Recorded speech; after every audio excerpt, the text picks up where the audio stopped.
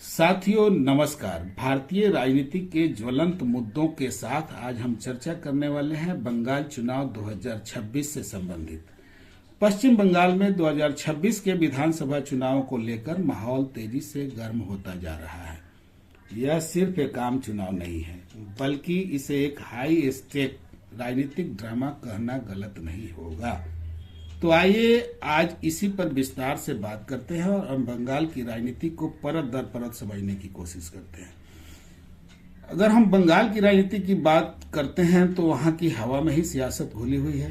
हर गली मोहल्ले और हर नुक्कड़ नाटक पर चुनावी चर्चाएं सुनाई देती है और अब पूरा राज्य एक बार फिर एक बड़े चुनावी महासंग्राम के लिए तैयार हो रहा है। सबसे बड़ा सवाल यही है कि आखिर में कौन सी बड़ी लड़ाइयां होंगी, कौन से मुद्दे नतीजों पर सीधा असर डालेंगे और इस सियासी शतरंज में कौन सी चाल जीत और हार का फैसला करेंगी। 2026 चुनाव तक का अगर हम रोड मैप पर बात करें तो 26 के चुनाव तक के सफर पर नजर डालें तो यह रास्ता भी काफी दिलचस्प दिखाई देता है। एक पूरा खाका पहले ही तैयार किया जा चुका है। जैसा कि 5 जनवरी 2026 को चुनाव आयोग पोलिंग के चरणों पर चर्चा करेंगे। 14 फरवरी 2026 तक मतदाता सूची की अंतिम सूची जारी कर दी जाएगी।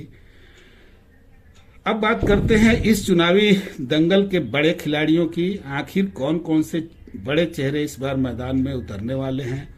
अगर हम 2021 के विधानसभा चुनाव को देखें तो तस्वीर काफी हद तक साफ हो जाती है।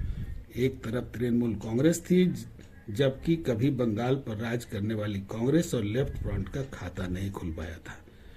लेकिन इस बार असली मुकाबला जिन दो चेहरों के बीच माना जा रहा है वो है मौजूदा सियासत के चमत्कारी नेतृत्व माननीय मुख्यमंत्री ममता बनर्जी जी और बीजेपी के उभरता हुआ नेतृत्व शुभेंदु अधिकारी जी, जो विपक्ष के नेतृत्वकर्ता भी हैं, जिन्होंने 2021 में नंदीग्राम की कांटे की टक्कर में ममता बनर्जी जी को शिकस्त दी थी। यही वजह है कि यह लड़ाई अब सिर्फ राजनीतिक नहीं है बल्कि काफी हद तक व्यक्तिगत भी हो चुकी है। हालांकि मैदान में सिर्फ यही दो चेहरे नहीं हैं। लेफ्ट फ्रंट, जो कभी बंगाल की राजनीति का मजबूत किला हुआ करता था, अपनी खोई हुई जमीन पाने की पूरी कोशिश में जुटा हुआ है। इसके अलावा कुछ नई पार्टियां भी उभर रही है, जैसे तृणमूल कांग्रेस के पूर्व नेता हुमायूं कबीर, जिन्होंने अपनी जनता उन्नयन पार्टी के साथ 2026 बंगाल चुनाव को प्रभावित करने की कोशिश में जुटे हुए हैं।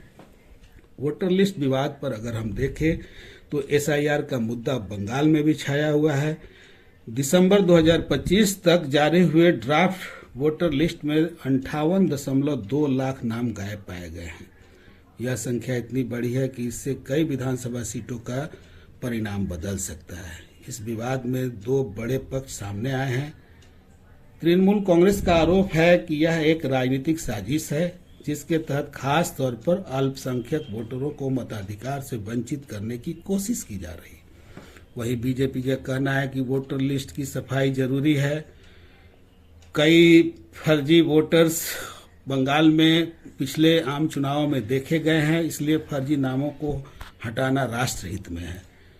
मुख्य चुनावी मुद्दों की अगर हम बात करें तो पहचान और समुदाय की राजनीति का मुद्दा काफी अहम है। बंगाल की राजनीति में पहचान और समुदाय का मुद्दा हमेशा से अहम रहा है, आज भी है और मुझे लगता है आने वाले दिनों में भी बंगाली आइडेंटिटी एक मेजर पॉलिटिकल कंसर्न बनकर रहेगा। इस बार आइडेंटिटी पॉलिटिक्स और भी ज्यादा गहराती दिखाई दे रही है। धार्मिक और सांस्कृतिक पहचान को राजनीतिक रूप से इस्तेमाल करने की कोशिश साफ दिख रही है। शासन और सुरक्षा की बात करें, जो दूसरा अहम मुद्दा है, जिसको आमतौर पर हम law and order and governance के रूप में समझने की कोशिश करते हैं। विपक्ष सरकार पर गंभीर आरोप लगा रहा है, जिनमें शामिल है 2024 में कोलकाता में एक मेडिकल छात्रा के साथ गैंगरेप और हत्या का मामला, 2025 में एक कैंपस हिंसा जिसमें तृणमूल कांग्रेस के पूर्व छात्र नेता का नाम सामने आया था, और सबसे बड़ा एसएससी भर्ती घोटाला, जिसने हजारों युवाओं के भविष्य पर सवाल खड़े कर दिए।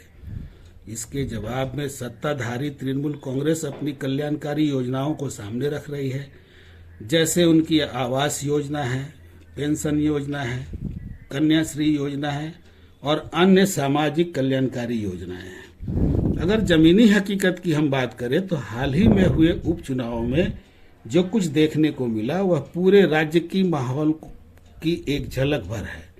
बूथ एजेंटों को हटाना, वोटिंग प्रक्रिया और स्याही लगाने को लेकर विवाद, ये छोटी छोटी घटनाएं बताती है कि जमीन पर माहौल कितना तनावपूर्ण है। आखिरी सवाल अगर हम बात करें तो इन तमाम मुद्दों के बीच सबसे बड़ा सवाल यही है, क्या मतदाता सरकार की कल्याणकारी योजनाओं को प्राथमिकता देंगे या फिर शासन, सुरक्षा और पहचान की राजनीति से जुड़े सवाल भारी पड़ेंगे। नतीजा चाहे जो भी हो, एक बात तय है, 2026 का विधानसभा चुनाव बंगाल की राजनीति की दशा और दिशा दोनों तय करने वाला है।